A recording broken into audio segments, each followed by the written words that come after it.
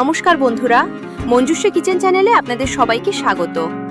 আজ আমি বানাবো একদম ট্রেডিশনাল বাঙালি স্টাইলে সুস্বাদু মাছের মাথা দিয়ে মুড়ি ঘন্ট।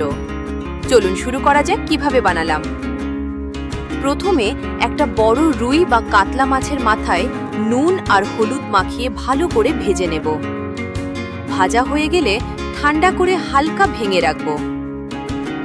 এবার আধ কাপ গোবিন্দভোগ চাল ধুয়ে জল ঝরিয়ে সামান্য তেলে হালকা ভেজে নেব।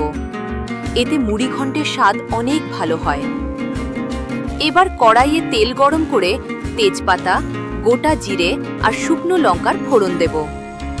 তারপর কিউব করে কাটা আলু হালকা ভেজে তুলে রাখব। এখন কড়াইয়ে টমেটো কুচি, আদা বাটা, জিরে গুঁড়ো, হলুদ গুঁড়ো, লঙ্কা গুঁড়ো, নুন আর সামান্য চিনি দিয়ে ভালো করে কষিয়ে নেব।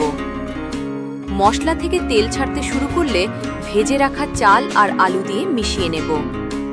তারপর পরিমাণ মতো গরম জল দিয়ে ঢেকে রান্না করব। চাল প্রায় সেদ্ধ হয়ে এলে ভাজা মাছের মাথা দিয়ে সবকিছু ভালো করে মিশিয়ে নেব। শেষে সামান্য ঘি আর গরম মশলা গুঁড়ো ছড়িয়ে আরও একটু ফুটিয়ে নিলেই তৈরি হয়ে যাবে দারুণ স্বাদের মুড়ি ঘন্ট। গরম ভাতের সঙ্গে খেতে একদম অসাধারণ লাগে।